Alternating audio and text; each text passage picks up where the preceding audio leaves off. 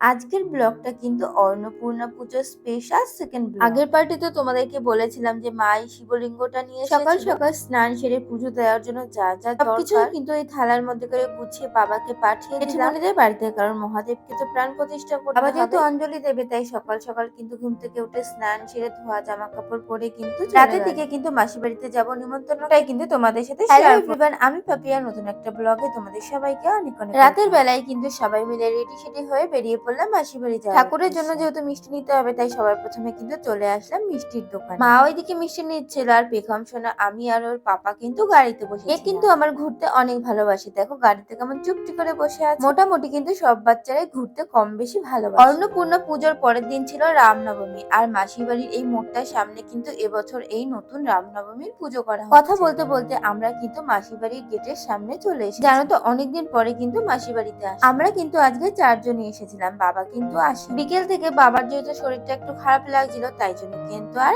মাসি বাড়িতে আসার পরে সবার প্রথমে কিন্তু চলে আসলাম মন্দিরে মায়ের দর্শন প্রণাম করে। আমার যা মনের বাসনা ছিল সবকিছুই কিন্তু মা অন্নপূর্ণাকে বলেছে। এইদিকে কিন্তু এই মামিমা অনেক রকমের ফল কাটছিল আর আমাকেও কিন্তু প্রসাদ দিয়ে। প্রসাদ হাতে পাওয়া মাত্রই কিন্তু চলে আসলাম আমার পেখম সোনার, কারণ সবার প্রথমে কিন্তু প্রসাদটা আমার মামামকে খাওয়া। ওকে খাওয়ানোর পরে তারপরে কিন্তু আমরা সবাই মিলে প্রসাদটা খেয়ে নিলাম। আজকে যেহেতু পেখম সোনা অনেকটা সকালের দিকে ঘুমিয়েছিল তাই দেখো এখানে এসে হাই তুলছিল, কারণ ওর ঘুম পেয়ে গেছে। ফল প্রসাদ খেতে না খেতে হাতে দেখো আবার মিষ্টি ধরিয়ে। আগের ভিডিওতে তোমাদেরকে তো বলেছিলাম যে পেখম সোনা কিন্তু অচেনা কারোর কোলে যেতে, কারোর কোলে না গেলেও এই বৌদিবার কোলে কিন্তু পেখম সোনা সবসময়। এই নিয়ে হয়তো বৌদিভাইয়ের সাথে এই 2-3 বার পেখম সোনার সাথে দেখা হয়েছে, তাও দেখো কি সুন্দর কোলে উঠে যায়, একদমই কিন্তু কান্নাকাটি করে। সবার সাথে দেখা করার পরে আমরা কিন্তু এবার চলে এসেছি প্রসাদ খেতে। প্রসাদ হিসাবে কিন্তু ছিল গরম গরম খিচুড়ি আর তার সাথে কিন্তু ছিল কাশ্মীরি আলু। আজকে কিন্তু পেখম সোনার মুডটা অনেকটাই ভালো ছিল, তাই দেখো দিদুনের কোলেও কিন্তু উঠেছে, একদমই কিন্তু কান্নাকাটি। অন্নপূর্ণা পুজোয় কিন্তু ঢাকের আওয়াজ না হলে একদমই পুজোটা পরিপূর্ণ হয়। খাওয়া দাওয়া তো হয়ে গেছিল তাই সবাই মিলে কিন্তু ঢাক বাজানো দেখছিলাম আর গল্প করছিলাম। জানো তো আজকে না অজান্তেই একটা ঘটনা, অজান্তেই কিন্তু 2 মা আর আমি সেম কালারেরই জামা পরেছি। এইদিকে তো রাস্তায় এসে দেখি সবাই কত নাচানাচি করছে। মাসি বাড়ির এই অন্নপূর্ণা পুজোতে জানো তো আমরা সেই ছোটবেলা থেকে ঠাকুর আনতে যাওয়ার থেকে